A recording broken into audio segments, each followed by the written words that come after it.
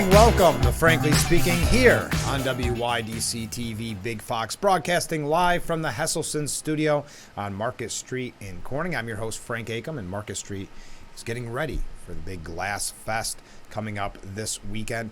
Yesterday, the sister cities from San Giovanni Valderno visited. They're going to be here for a little while, and Maggie Hall from Big Fox News at 10 is going to show us what that event was like, welcoming all of the visitors and the mayor of San Giovanni Valderno. So that's coming up in a little bit. Obviously, we're going to talk about the debt ceiling, a few presidential issues, some New York State issues as well. You, of course, can contact me. Oh, let me get off the screen there a little bit. You can contact me there. Coming up on the program, and if you have any questions for our guest, that's the best way to contact me.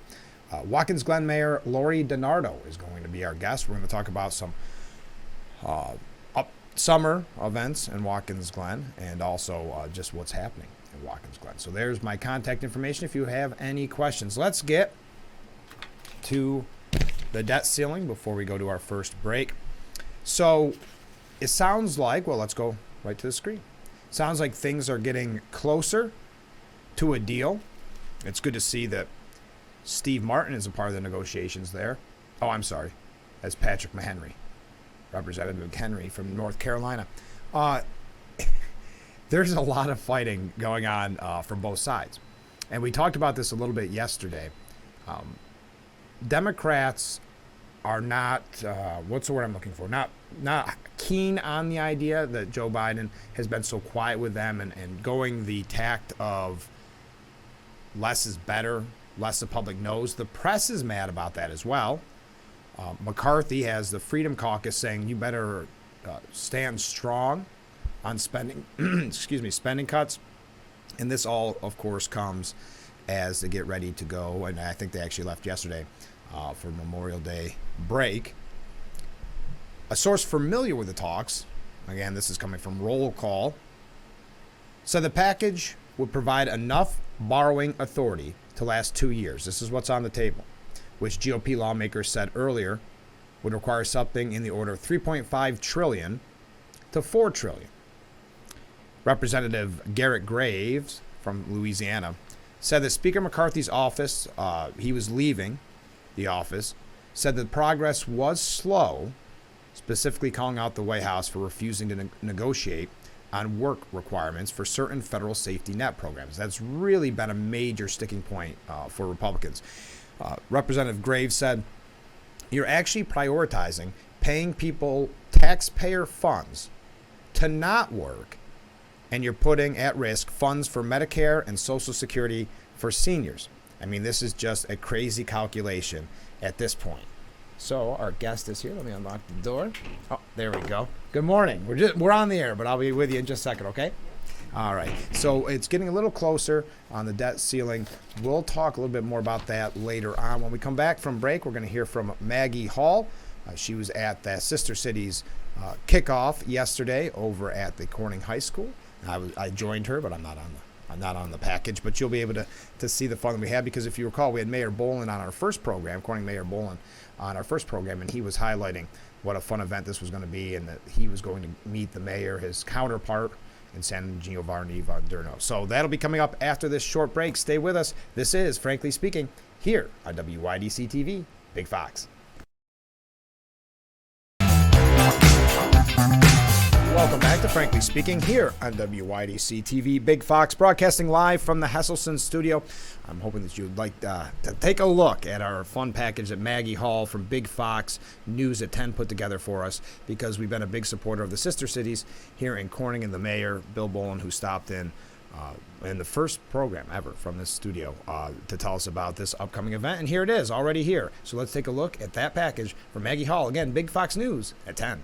A delegation from San Giovanni Valderno arrived in Corning today to renew the bond of the two sister cities. The group was escorted to Corning Painted Post High School by a Corning police escort. Once at the high school, they received a warm welcome. For members of the Sister Cities Club, this is the first time they've been reunited since before COVID. Valentina Vadi, San Giovanni Valderno's mayor, along with other members of the city, were given a tour of Corning Painted Post High School.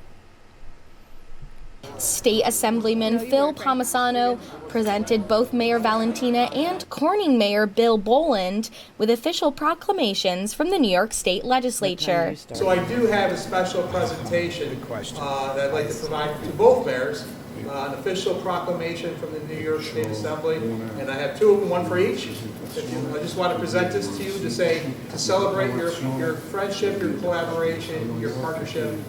That there have been almost 10 visits between the two countries, adult and student, and retaining this relationship over 20 years is just amazing. Mayor Boland presented Mayor Vadi with a key to Corning and the whole delegation with Corning pins to honor and commemorate their visit. Tomorrow, the Sister Cities document will be re-signed, demonstrating the commitment and bond between the two communities. Maggie Hall, Big Fox News, Corning. Thank you, Maggie. We've got to take a short break. When we come back, our guest, Watkins Glen Mayor Lori DiNardo. So stay with us. This is Frankly Speaking here on WYDC TV, Big Fox.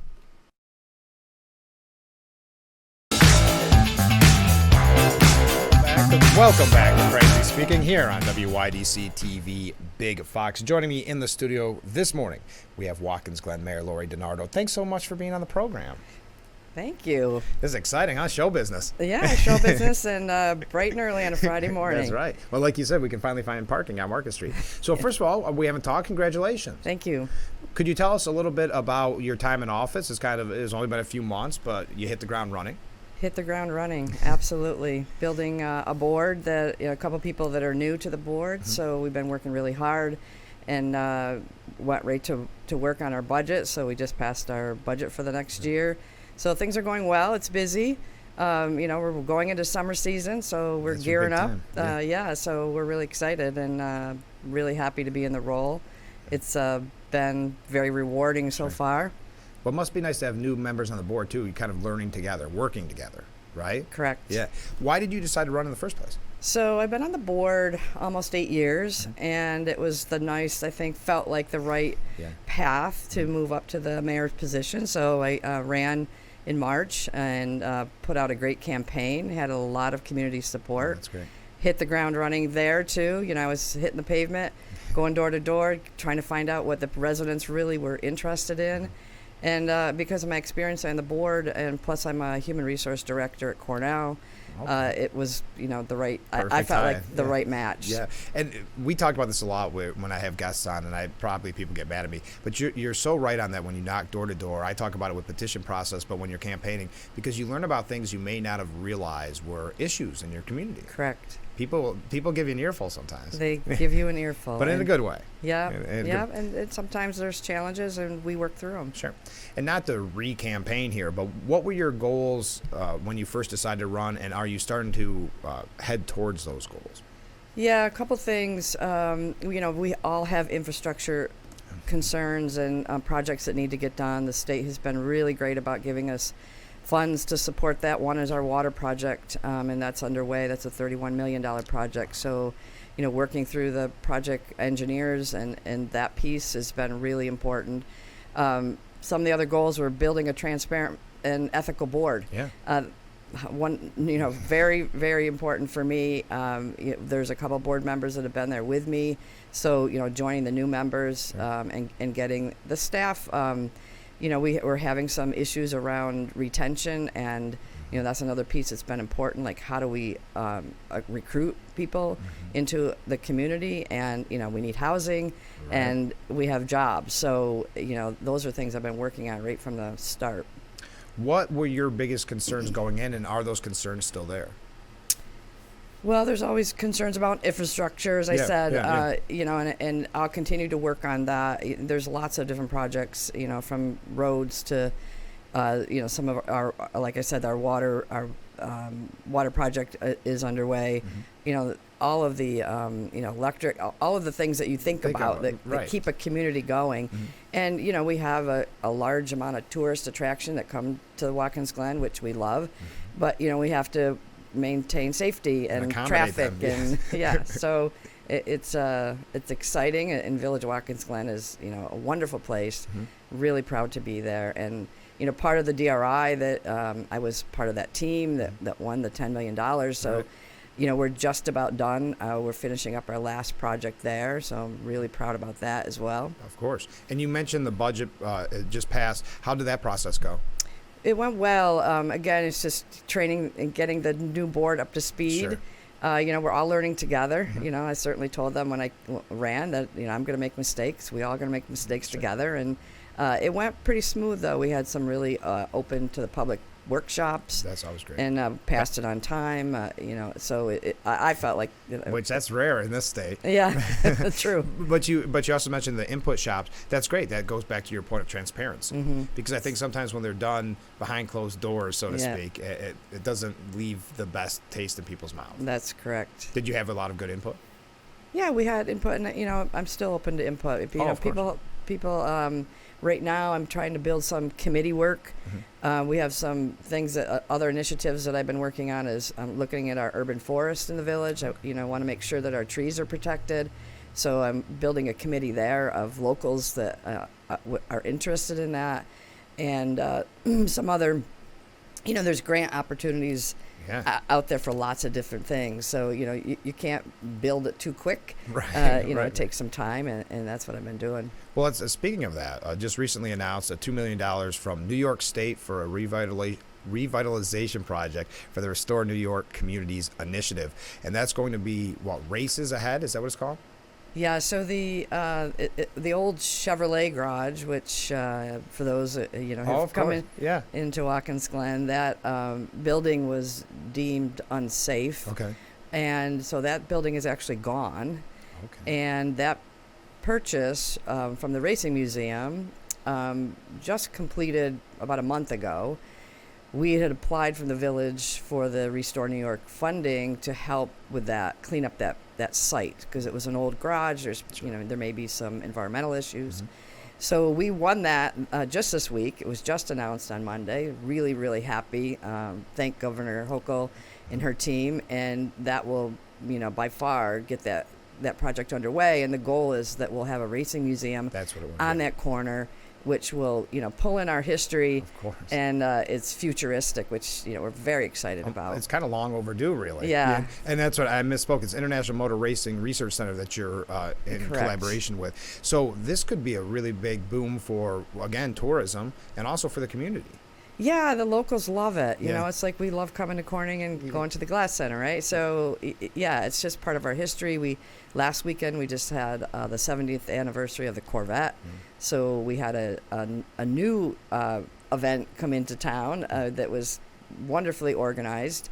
And I think all the feedback I received it's been great, and people loved it. So, you know, it's kind of a mini vintage, if you will. Yeah, well, that's great. Yeah. Well, is there a time frame on the museum, or it's probably a little too early? It's a little too early. You know, they were waiting for that funding for one, and then they'll get going. You know, I would say 2 to 3 years. Okay. It's a big project. It sounds like a big project, Yeah. but again, I think that's going to be great for tourism, but also just for our area. Like you said, even as a resident, I don't mind going to the Corning Museum of Glass. Kind of look Correct. forward to it, right? So same idea. So let's talk about, you mentioned events and tourism. What kind of events do you have planned for the summer? So one of my other jobs is chair of the Waterfront Festival, Oh, okay. which is coming up June 17th. It's our 30th annual Cardboard Boat Regatta. Wow. Big Fox is one of our main sponsors, Of and we course. really appreciate that. We have wonderful sponsors. We couldn't do the event without those sponsors. We had a lot of fun last year. It was cold. It was about I 48 heard. degrees. We're hoping for sun and warmth. The water last year was warmer than the air.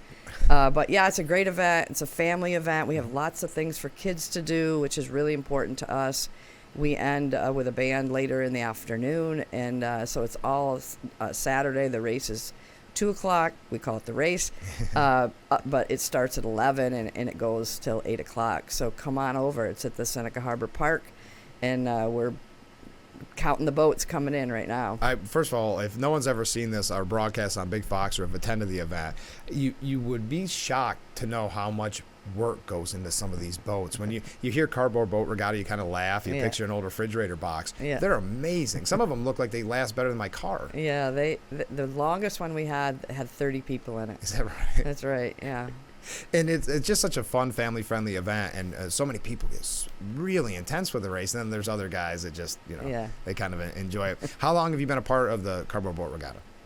So I'm on the promotions board. It's been probably 5 years now, I believe. Yeah, and people were getting tired, so I took over the chair. This is, before I became mayor, but I do have a co-chair now. It's Okay. helping out, but yeah, it's really fun. It's a great community event. And they put on other events too. So we have, Village Christmas. They have the Grand Prix Festival, which is Big. right after Labor Day. Right. That's a big one. Really exciting. This year is going to be the year of the Corvette. So it's exciting. It's going to be fun. Now, back to the Cardboard Boat Regatta for just a moment. This must take a lot of planning. Is there anything new this year, or is it pretty consistent? Because it's such a fun time. Yeah, we have incorporated the last 2 years, and this year even more so, more things for kids to do. So, it's always a fun, Yeah. Adult event, but we want it to be all inclusive. Of course. So we have added some things for kids, not a bounce house, but there's some really fun things for kids to do. We had to fit it in the park, so that's the other thing. And we sold out of vendors. The vendors are, Oh, wow. yep. So we have a lot of craft vendors, a lot of food vendors, some food trucks, and then there's the local wineries and breweries that have come on board. So yeah. Yeah, it is such a fun event. I'd recommend everybody attend and everybody watch our broadcast after. I'm going to be a part of that, and I really look forward to it. Do you need volunteers, or are you guys all set on volunteers? I think we're all set this year, but we're always interested if people want to jump in and help out. Yeah. There's always something to do. I would think after you go 1 year, you're going to want to keep going, though. That's kind of the Yeah. nature of it, right? So if Yeah. you volunteer, you're going to want to keep coming back. Yeah, it's fun. We start, to your point, we start planning for the next year in January. Oh, wow. So we clean, get through June, take a little break, we get through Grand Prix, and then we go right back into planning again. Well, I'll take a short break. Can you stay with us? Yep. Okay, we'll be right back with Frankly Speaking here on WYDC TV. Big Fox, stay with us.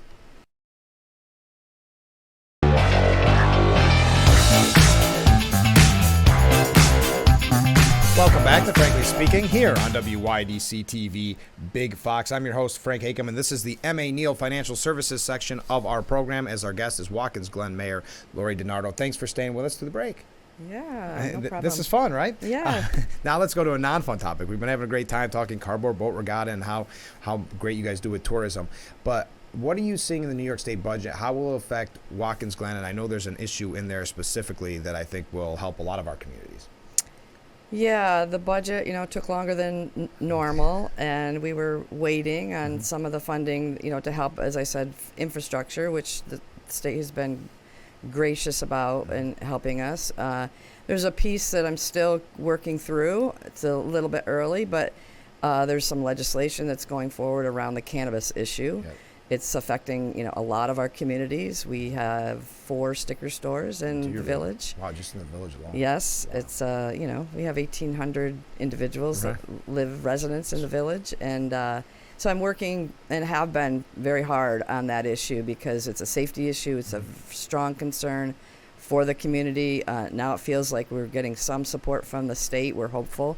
We have opted in for a dispensary, which the board It's was completely different. People need to know the difference. Yes. It's very different than what It's- we're dealing with the that's- sticker stores. That's correct. And so, the sticker stores are illegal, and, I'm not supportive of illegal businesses, No. whatever they are. So I'm working, as I said, very diligently to get those closed down. And I hope, and I've talked with many people about this, the Office of Cannabis Management, which is a mouthful. I just don't know if they're staffed enough or prepared for this, because I thought maybe once the budget passed, it would almost be day one where some of these places were shut down because they're taking money for the sticker stores from the government, the official dispensaries. Correct. So I thought there'd be more enforcement right out the gate, Elliot Ness style, the untouchables. But I haven't seen any of that. Do you think that they're going to start to be more proactive? Yes, I'm already feeling that. I've had some responses out of that office, so I do feel like they're gearing up. Things tend to be a little slower than maybe we would like, but yes, I do feel like there's more support there, and I'm working with our local and state officials almost daily on this issue. And I hear a lot from not only residents but people that are tourists. They don't understand it, and Right. and there's a lot of questions around it. But I think we'll get there. It's just taking a little bit more time than we probably want. Well, I think even some people that supported it didn't realize it was going to go, pardon me, this direction, where, you walk down Market Street, a beautiful day, and you smell it, or, and I'm sure you're dealing with the same thing, especially with it being such a big tourist area like you have. Yes. It must be a little shocking when people are walking down the street with their kids and smelling it everywhere. So you're working hard against it. I don't know what the answer is until we kind of get enforcement, I suppose, from the state. And again, it's early. Yeah, I think, as I said, I'm working with the local Right. and state officials and I'm not the only community. All of our sister communities are dealing with the same thing. So, we're partnering together and, with the hopes of keeping our communities safe. And like I said, if there's a legal dispensary, Yeah. we opted in, we would welcome it. I think, they're really nice stores, but we have legislation put in, from a local standpoint, so that they can't be near schools and libraries and that type of, area. But, we would work through that. It's just, Of course. It's just a little bit Wild West right now. It is. Yep. Well, thanks so much for being on the program, talking about all the fun things happening in Watkins Glen. I would say to anybody, I'm sure you would agree with me, I don't want to put words in your mouth, but visit this summer, right? Yeah, There's so come much on. going on. Kloop Park, the state park. It's just a beautiful area. I'm very proud to be there. I have a long history with my family there, and it's just a beautiful community. And I walk around the streets a lot. Yeah. I like to talk to people. Reach out. I'd love to meet you. Okay, well, let's have you on the show again soon, okay? That'd be great. Thank you so much. All right, we'll be right back with Frankly Speaking here on WYDC TV. Big Fox, stay with us.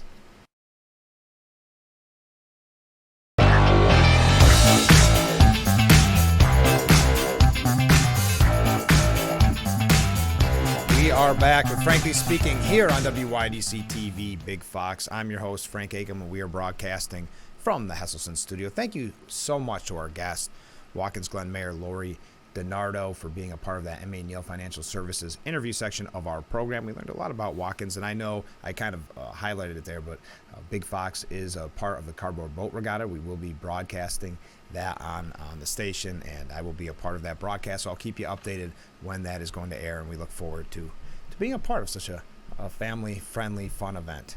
So we got a wave there. Okay. We were talking about the debt limit. There's an extra pressure being put on, according to Finance at Yahoo, that it's because of Social Security payments, which would be delayed if there's not a budget reached by June 1st. Or when I say budget, a debt ceiling deal. On Friday, June 2nd, millions of Americans are due a total of $25 billion worth of Social Security payments. And more than anything else, they may prove a major element in forcing an end to this standoff. That is on the back burner of people's mind, that is, you're going to receive a lot of pressure. I saw on various news outlets, well, they'll interview someone on Social Security, and they'll obviously be outraged that they're not going to get their checks because they paid into it. So politicians are going to be aware of that, but I do always find it interesting. And we had some comments yesterday. Thank you to people that reached out. But it is, the time frames in Washington are kind of startling to me. We're going to talk about that in just a second with President Biden specifically. But right now we have, coming from CNN, Democrats are not happy with the White House saying that they're not a guaranteed vote, that they don't know what's going on any more than essentially we do in these negotiations. And they warned, and this was specifically Representative Susan Wild out of Pennsylvania, warning the White House, don't take Democrats' votes for granted. Nothing, I believe it was her, nothing is guaranteed. Stephen Horsford of Nevada, representative, they're going to be votes that are going to be required by House Democrats. And we can't vote for something that goes against our constituents and their interests. So sending a warning to the White House, because the White House has not been very forthcoming with their information. One Democrat lawmaker told CNN, the White House needs to understand there are a lot of very frustrated members of the Democrat caucus who are very concerned about the position that Democrats are being put in. Everybody in the room is worried and is not being communicated with. They don't know what's happening. It's that kind of old school style, they're saying, where the White House is being too quiet, not dealing with the press. And you know who is? Kevin McCarthy. He's doing a great job with it. Now, House Freedom Caucus, I mentioned this in the first segment, demands that Kevin McCarthy hold the line on these negotiations. He's been doing a very good job. I didn't know what to expect one way or the other, but he sounds as if he's been standing very strong. But 35 Republican lawmakers sent Speaker McCarthy a letter. First, President Biden delayed engagement with Congress for months on the debt ceiling, and now that he is engaging, press reports indicate he is pushing to water down the provisions of the House passed, the original bill that the House passed. Again, that Democrats said we're not even going to look at this, essentially. This is not even a negotiation start.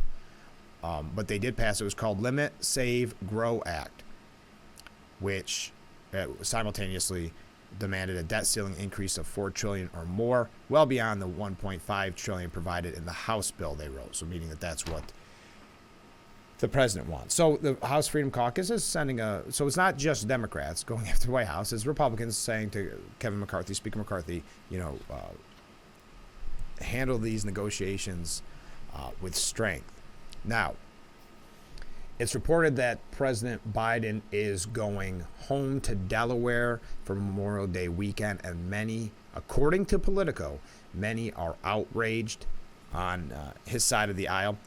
Democrats, of course, have grown frustrated with this whole process because Biden's really been hands-off. It's a hands-off approach when dealing with the debt ceiling. And they're pretty upset that he decided to leave for Delaware. It's time to bring the president off the bench or bring somebody off the bench. What? It's time to bring the president off the bench or bring somebody off the bench. Uh-oh. What does that mean? No one's responding to anything. Kevin McCarthy's consistently on message, said one House Democrat.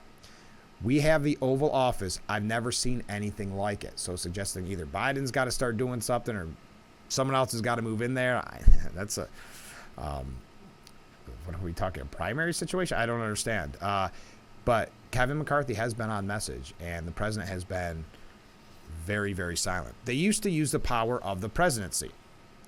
I don't buy this argument that public silence helps the negotiation, said Congressional Black Caucus Chair Stephen Horsford, again from Nevada. I mentioned him earlier. He's been very outspoken. I need the American people to know that Democrats are here fighting, working, prepared to reach an agreement to avoid a default, and only the White House, the president, can explain that in the moment. Yeah, Kevin McCarthy's been able to control the message on this. Upon hearing that Biden would be away, this again being reported by Politico, for the weekend, going to Delaware, one Democrat lawmaker outright called it, quote, stupid. Please tell me that's not true, said one lawmaker. You're going to see a caucus that's so, we'll use the word upset, this person did not, so upset if he's stupid enough to do that. And even the media, normally friendly to President Biden and Democrats' cause, are upset. The Washington Post specifically upset that he is not having press conferences. The editorial board at the Washington Post said, President Biden hasn't dropped the microphone.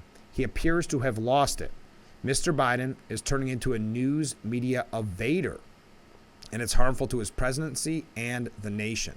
In the past 100 years, only President Richard M. Nixon and Ronald Reagan averaged fewer news conferences than Mr. Biden. One member of the editorial board saying the president and his team promised transparency. Instead, he is stonewalling the media. I don't understand what the media expected when his whole campaign was, as the cliche or the joke goes, from his basement. He was campaigning from his basement. So he can run on transparency, but he ran on unity. And then you see some of the rhetoric that's being thrown around when it comes to what the Republicans are attempting to do, whatever that bill may be, the scare tactic of the day or the week. So it really comes as no surprise. I always think it's kind of disingenuous when someone in the media gets outraged when a Democrat president doesn't give as much press access as they'd like, because it's pretty common for it to be that way And normally it's about once every quarter, every 2 quarters in a year, then they'll get outraged and drop it again. But he could be in a little trouble on this one because he's starting to lose his own party support because he's been so quiet. Now, I want to take a short break. When we come back, we're going to talk about New York issues, maybe just a second about the Republican race for the presidency. A couple other things I want to mention because it is a big weekend of events in our community, so I want to highlight some of those if we have the opportunity. So stay with us. This is Frankly Speaking here on WYDC TV. Big Fox will be right back. Welcome back to Frankly Speaking here on WYDC TV, Big Fox. I'm your host, Frank Acom. Just a quick reminder, we haven't had a chance to mention it, but Eldridge Park opens today. Their hours, just so you're aware, weekends through Labor Day, Friday from 5 to 9, Saturday noon till 9, and Sunday noon till 8, and weekday holidays 12 to 8, and then later in June they add Thursday from 5 to 9. So Eldridge Park opens today. Have fun. A lot of family-friendly events there as well. Okay, one New York State issue, and I didn't bring this up at the beginning of the show. It was too early. I didn't want to get your blood boiling. But disgraced Governor Andrew Cuomo, he says he has no regrets in handling of COVID. God forbid if you're one of the people who lost a loved one in that nursing home tragedy, that I can't imagine you would say you have no regrets when you look at the death numbers in the nursing home. A decision that Governor Cuomo made to put COVID positive patients in nursing homes as, what was it, the ship in New York City that was open. You had so many spots and to put them in nursing homes, and then to almost gleefully here say he has no regrets in handling of COVID. I know this has been a major issue for many of us. It's something that still troubles us, obviously. And he also, as you saw there, denied the sexual harassment claims. He's been pretty consistent with doing that. There was no sexual harassment, said Cuomo. It was a political report. He only allowed that his behavior could be construed as inappropriate. Okay. On the issue of COVID, he said he didn't regret any specific decisions made during the height of the deadly pandemic, including transferring recovering COVID patients from hospitals to skilled nursing facilities.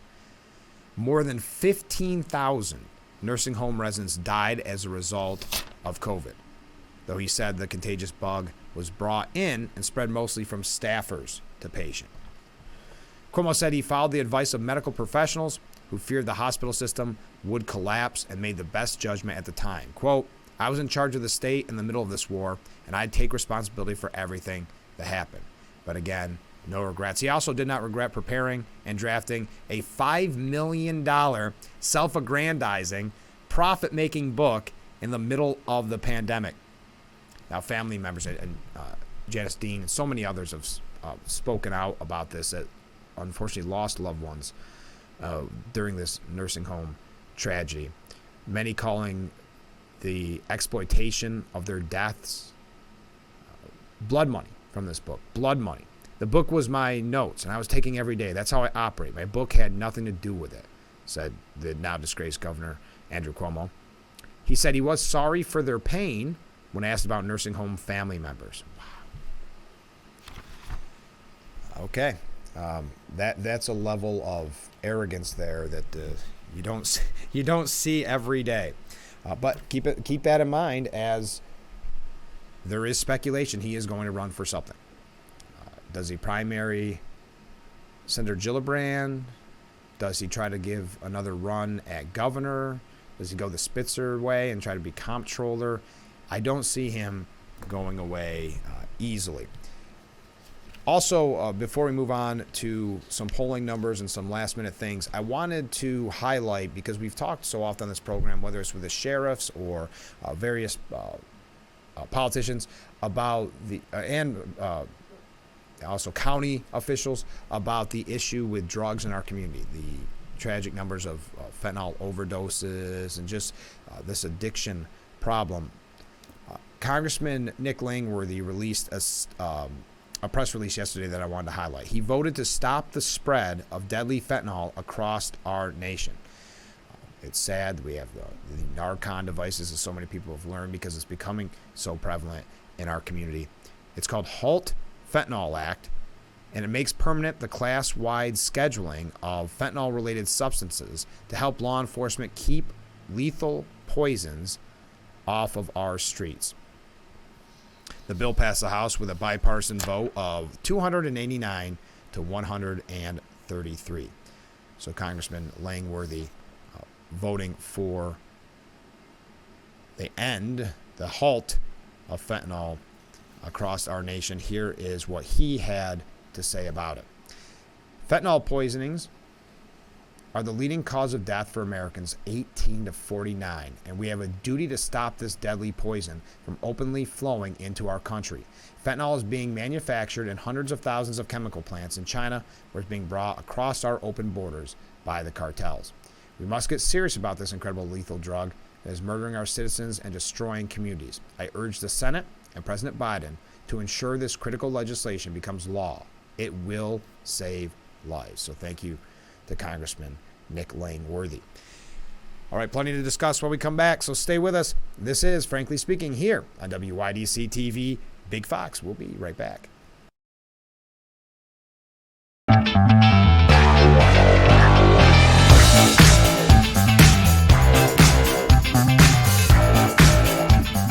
Welcome back to Frankly Speaking here on WYDC TV, Big Fox. Thank you so much for joining us. I am going to highlight some local events, but I want to talk a little bit about the presidential race. I know it seems not early and not at the same time, I suppose, but obviously with DeSantis's joining the race, and Tim Scott, of course, former President Trump is in the race, Nikki Haley. Larry Elder, I don't know, did he officially declare? I believe he did. So, it's becoming a pretty packed race. On the other side of the issue, and this is why I bring it up, Joe Biden is not out of the water yet. There's some disastrous numbers coming from CNN, again, of all places. Biden has a lead over Democrat primary. That's a very nice way of saying that, because he is the incumbent. There's only two people that I know of that have declared that they're going to primary him. One they've tried to really go after, which is Robert Kennedy Jr., calling him a conspiracy theorist and, just painting him as a loon. But they're scared because he started, when he first announced, I think at 20%. And that is where the number sticks. So even though they say, well, he has a lead over them, it's not that great of a lead. 40% saying they want to or will vote for somebody else. Within his own party, 60% of Democrat and Democrat-leaning voters say that they back Biden. 20% favor activist and lawyer, Robert F. Kennedy Jr. 8% back author Marianne Williamson. Another 8 said that they would support an unnamed someone else. So 40% of his own party, with real, whatever you think about Robert F. Kennedy Jr., not a real viable candidate against Biden, but they're still willing to go the anybody but Biden. That's his own party. Also, and I'm just going to take that off the screen, they also hit, if you dig a little bit deeper with the horrible news, 66% of Americans call a Biden victory in 2024, it would be a disaster and a setback for the country. 66% in this poll believe that a Biden victory in 2024 would either be a disaster or a setback. Jake Tapper, an anchor at CNN, and I'll quote him here, saying, "Horrible news, horrible for Joe Biden. These are some bad numbers." Now, I'm surprised that CNN is doing so much reporting on this. I know they claim they were going to take a different role. I'm just curious to see if it's that, or if they really don't want it to be Biden. They have somebody else in the back of their mind that they think would be better for their priorities, so to speak. DeSantis, on the other side of the coin, raised $8.2 million on his launch day. Impressive numbers there. $8.2 million in the first 24 hours. I know the media is still talking about the glitches with Twitter, but there was some substance, if you had a chance to watch it, in that interview. So that campaign has to be happy. I've got to take another short break. Stay with us. This is Frankly Speaking here on WYDC TV, Big Fox. When we come back, our last segment, so don't go anywhere. I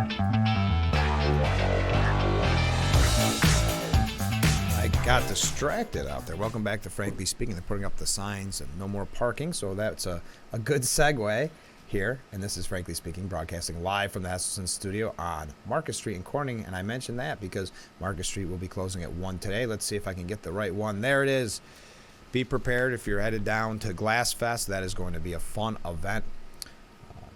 Kicked off last night. Last night was a ribbon cutting at CMOG. We had that clip earlier. And thank you to Maggie Hall from Big Fox News at 10. If you don't watch Big Fox News at 10, you're missing out. She did that nice little package, they call it, about the sister cities meeting up. San Giovanni Valderno and Corning, the mayor of each, having that nice chat and getting the key to the city.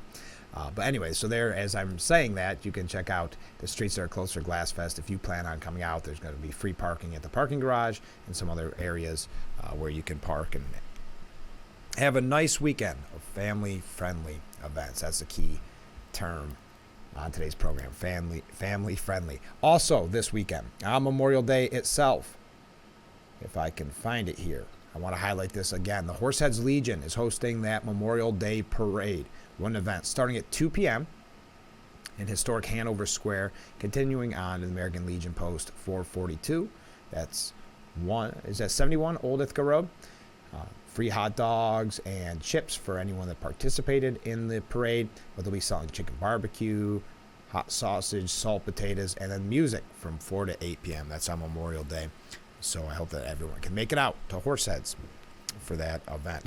Well, that does it for us today. Speaking of Memorial Day, I will be live. We'll be live here on Frankly Speaking on Monday. So if you have the day off, just plan ahead. Just set your alarm and tune in, because we have really a very busy show on Monday. So you'll want to tune in starting at 7 a.m. on Memorial Day, and we'll be hitting the ground running all week. A lot of great guests. So please tune in starting on Monday. I can't believe this week's over already and how much we were able to cover on today's program for all week. And thank you to all of our guests today, this morning. Watkins Glen Mayor Lori DiNardo, thank you for being on the program. And as I said, we have a very busy week next week, so please tune in starting at 7 on Big Fox. To Frankly Speaking, I've been your host, Frank Acom, and we'll be back on Monday. I look forward to it already. Have a great and fun Memorial Day weekend. See you on Monday. Hi, I'm Frank Acom. Thanks for checking out our YouTube page. We'll be uploading each edition of Frankly Speaking 1 week after the original air date. So, let me remind you to watch the live version of Frankly Speaking, weekday mornings starting at 7, only on WYDC TV, Big Fox.